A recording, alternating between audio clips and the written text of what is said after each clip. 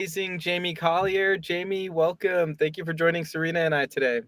Hey, hey, happy to be here, bright and sunny on this afternoon. Love it. Happy Monday. Awesome. Folks, if you're watching live LinkedIn with us, this is something that Serena and I are going to be doing. We both have joined the startup Titan AI, and we're really excited to share more about that. But that's not what this show's about. The show's about imagining all of the possibilities of AI because it's only been around for less than 2 years. It's already changed the game in more ways than we can expect. And it's crazy to think what the next 5 to 10 years might look like. And so, Jamie, if you want to open us up, maybe you could start with an introduction of your very technocratic background. Technocratic. I love that. I'm going to steal that. Okay. Well, yeah. Hi. I'm Jamie Collyer. I am coming in live from another hotel room. I feel like I've been on the road a minute, but I have been in the startup and on the video gaming space for probably 15 years. I both on the recruiting and engineering side, but also the last couple of years really diving into the education of how to use some of the enterprise applications that we've seen spring up. So for the last couple of years have been diving into not only AI, the metaverse, Web3, blockchain, all of that, but most recently, how do we use those all of these tools that are coming down the pipeline and all these cool things that are popping up in our day to day, how to make our lives easier and simpler, not only as business owners and entrepreneurs, but also as humans. I'm doing a talk next on basically how we can use AI to help us to become more human, to enjoy the everyday. And so simplifying the chaos in our lives and our businesses through advanced technologies is kind of my sweet spot. So that's a little high level. I geek out on the really technical stuff, but I like to have the conversation at the, what if and why not level for sure.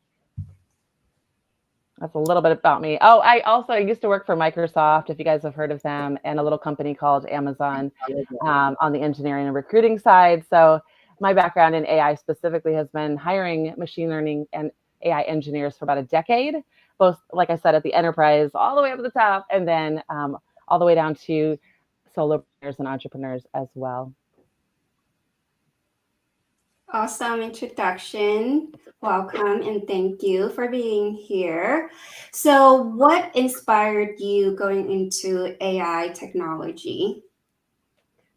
For me, it's the ability to take all of mostly my day-to-day repetitious things that like take me so much time. There's no way that I can scale if I have to like spend all my time doing these basic tasks. Being able to, number one, layer my business with like systems that just are running in the background, but then two, like being able to think about more complex things like writing courses and content. I mean, those are just very basic, but then when you get into writing, I've rewritten like job descriptions and like I know there's so many more even advanced things that you can do, tables. I've just got into it and I play around with it a little every day. But for me, it's the idea of having like an admin that I'm training with me, if that makes sense, as a business owner who's like learning my business and taking on more and more tasks. And every day I'm like, oh wait, it could do this. Oh wait. So that was kind of compelling to me because there's a lot of stuff that I put off because they're like, oh, I don't want to do that, and I've realized that you can just you can apply an AI layer and teach and train kind of like you would with an admin. So that's just one layer, but for me as a business owner, that was really interesting and compelling. Oh, that's amazing. That's awesome. Jamie, one of the things that I really appreciate about our friendship and collaborations is that as a technologist, you're really big on equity, and you're big on inclusion, you're big on diversity. And technology has always had this reputation. Tech startups have had this reputation of being like the frat club, the boys club that are out there to just disrupt the world and be gangbusters and all that. And we probably see technology a little bit differently in terms of what's possible. So can you talk a little bit about the implications of AI specifically to both sides? One side of it being disrupting people's livelihoods through their work, but then also like what that means, like empowering people, and what your thoughts are, what you've been thinking about that kind of dichotomy of AI being a disruptor and also something that can empower people. Well, you know, I love to live in that spot of like, it's not all about the good old boys club anymore. Like, there's room for everybody at the table. So I love that you touched on that, because having spent the last 15 years in tech and in those conversations where it's like, yeah, but how does everyone else outside of this room understand and apply this, right? And so I get excited in the space of, I think we're going to see, I know we're going to see a lot more AI just kind of running in the background, to where it's so new now, but like you don't even think about it in a few years, because it's kind of just what's powering. And what I really like is we're so early on in this process where humans are now thinking differently about how we interact with technology, how we talk to it. I mean, we've spent a few years talking to our Alexas and doing things like that, and we don't realize that that actually is powered by AI, artificial intelligence, right? And artificial intelligence is also what powers Google. And so we've been using this technology for a while and slowly interfacing and learning how to communicate with it and get better and better. But what I am excited about is that as humans, especially, you know, our kids, I have a almost 16-year-old daughter, have grown up with this, they're going to be interacting and communicating with it, which then adds to a bigger data sense and a more intelligent artificial being. And so my excitement is that while it seems like we have a learning curve on some new technologies like ChatGPT and different things from some of us who are in tech and we're like, we want to really dig in, but there's also just a very good interface, and I think that will continue to improve for the non-super techie person that wants to use it, you know, just at like they're using Facebook groups now, or like they're using Google. And so it's really interesting when we think about, and this is something I'm actually diving into it with a client this week right now out here in Illinois, is how do we, when our clients are used to SEO and, you know, all these different things with Google as our main engine for the last, you know, 10 years, how do we, and what does that look like when now more people are going to be using ChatGPT and different things as search engines, and how does that affect my rankings and the business? So I get excited thinking that we're so new into the forward facing of this, but on the back end, it's like quantum computing itself faster and faster so that, I guess what I'm trying to say is, it's going to get easier for non-techie people to interact with it, because it'll be part of what you're used to. It'll be part of, hey, Google kind of thing, if that's the simplest of terms. And so as that continues to improve and more people are using it, and I think the implications will be, yeah, we'll see all these little tools, but our day to day, we won't even realize it in a few years, how easy. And I think the bigger shift is what humans are going to do when they don't realize that all the stuff that was taking all these little minutes, they've got they've got their AI running all these little micro tasks, if that makes any sense. I'm excited to see that adaptation of like, wait, what do we do with all this time? But first we get through the learning curve of kind of bringing your AI, your Rosie the robot with you. I grew up on the Jetsons, not to age myself, but like I always imagine this is my Rosie the robot. Someday we're going to build some hardware, but every day when I log into ChatGPT, I just imagine that I'm training this little admin to come with me, that, like, if that makes sense, is that it's just running in the background eventually, and I'm not even thinking about it. I'm so used to it being there, right? I'm so used to my AI coming with me. And I see a world in which we can attach that to our digital avatar in the metaverse, but that's for a couple of years down the road. So TLDR, I think it's going to get better and better, so that way we think about it less and less. So we're able to go to work on more interesting different things as well. I think we'll just get used to it. If that answered, sorry, I don't know if that answered the question. Yeah, that's interesting facts that you're sharing. I read somewhere that they said AI is going to do 95% of the marketing jobs or agency jobs that are going to be, replacing from those previous years. So you're in talent and technology and also recruiting as well. How do you think AI will impact in that field, in your area? Well, I think it's very interesting because we're already starting to see it in an industry I spent years and years and years recruiting, which is video games. And especially in like 3D art, how do we know if it's AI art versus a 3D artist portfolio that they worked, so many hours on? I spent a lot of my career just digging into those fine details, and now seeing art and going, I don't know if that's created by AI. So we're just starting to see that kind of like what content is AI. I love the fact that we can mass produce content. The flip side of that is, though, we're going to start to tune it out. Because we're going to, as humans, as we're flooded with AI content, we're just going to be like, meh. I think we could just start to tune it out. And so as a marketer, your job will then be not just to how to like get ChatGPT to do a basic content calendar. I mean, that's like 101, right? We will, as humans, as we're interacting, we'll have to get more strategic about things like how to stand out, how to really, not only I think people are going to go, oh, we're flooded with AI. We want more community. We want more depth in branding.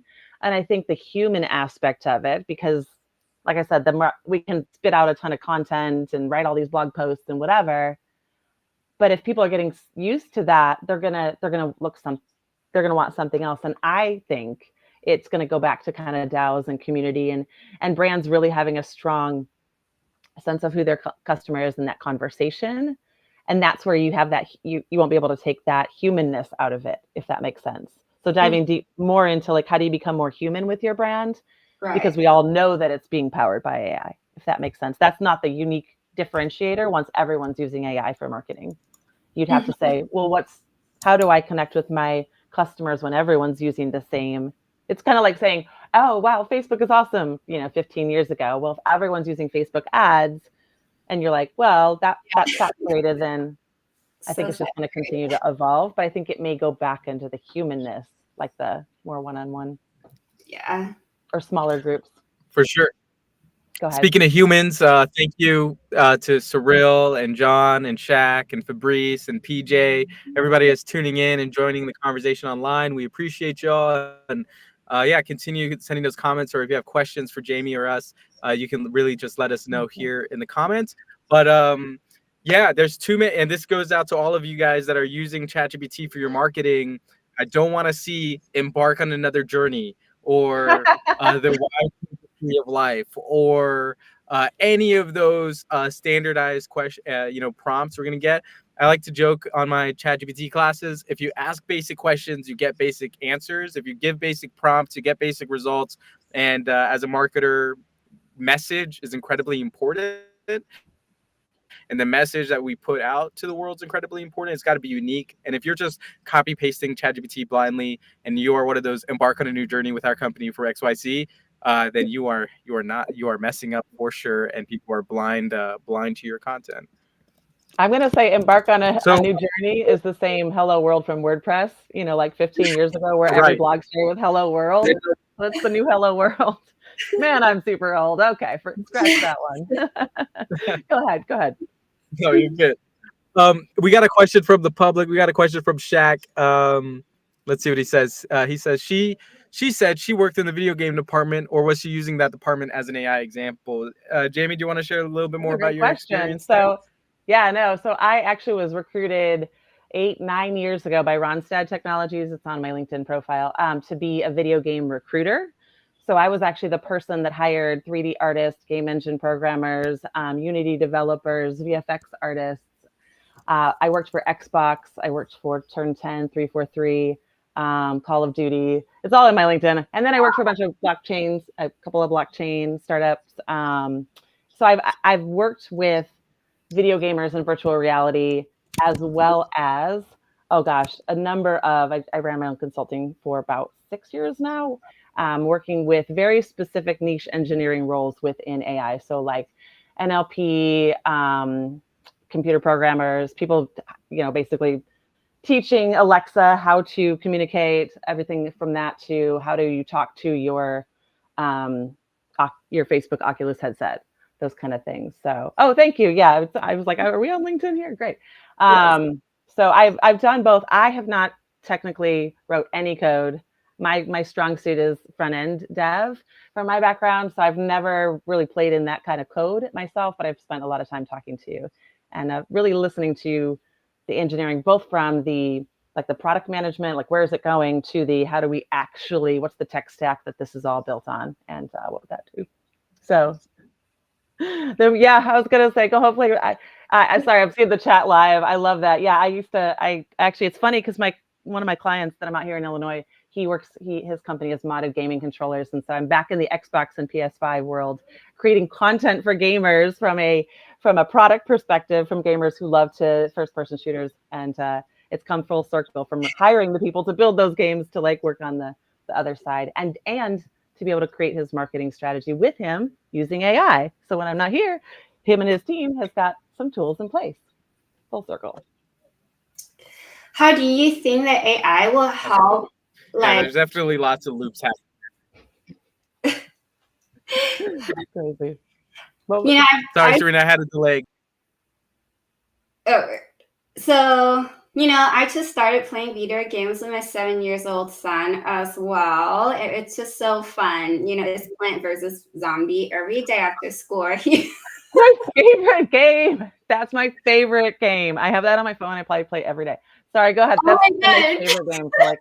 Yes, he just started getting me into it, and so like every day I picked him up. We like rush home, and I was like, "Come on, mommy, let's play!" And I'm like, I get so into it, and like it gets so intense. Like when I raise the flag, and then he like slurp out like all kind of like word that he's not supposed to say. Like, where does that come out? When we're playing game, but it was super fun. But like, do you feel like AI will help, especially like young children, to kind of like get started? Because like now they probably don't need to learn how to code, like especially like within 1 year or 2 years. How do you feel like this will change, in like how young do you feel like kids nowadays can start like creating their own video game because of AI?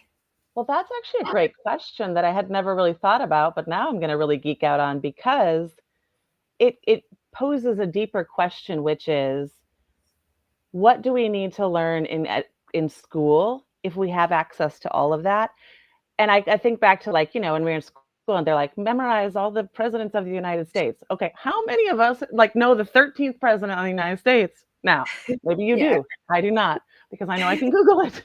So I don't have to store all that information. So I wonder what our education would look like if we didn't expect people to memorize facts.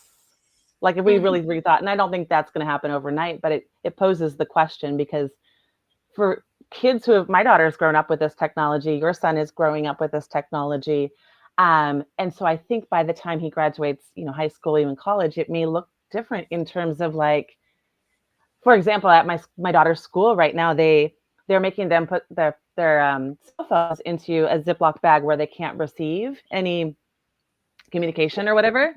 And I'm like, is that because the kids are getting on there and using AI and ChatGPT to like, I don't know, during tests or whatever? My daughter doesn't, I guess, and it made me think, how does that look if, kids are writing their papers with ChatGPT and all these different interesting things? But I think they're going to get used to it and adapt, and we'll just have to, I guess, decide as a human species what's important for our brains to remember. And like what we can store on a chip in the back of our neck. I don't know. That technology, the Neuralink, Elon Musk, he's just going to download it all into our brains anyway. So I assume that's going to happen. No, I'm being partially funny, but the reality is it could look very different if we have access to this information in a wider way. Go ahead. I'm curious what you guys' thoughts on that are. I mean, how does that change?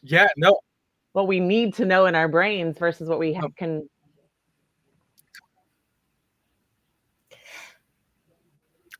I'm not sure, but a couple weeks ago, I did a graphic design class with some young adults and teenagers. And I asked the question, who here uses ChatGPT? And nobody raised their hand. And then I said, no one's going to get in trouble here for using ChatGPT. And then everybody raised their hand. And so ChatGPT is the new Snap. New Snap. Right, yeah. It's the new TikTok. It's, not exactly TikTok gets banned. What else are we going to do? Right. But you know what? We're not there yet with the brain chips. But we are there with the wearables. this might be a good segue to show you what our wearable product is, and then imagine you said earlier like just having AI with you all the time. This is potentially that. So I'm gonna play this 30-second video, and then we'll love your reactions. Is that cool? Absolutely. Sweet.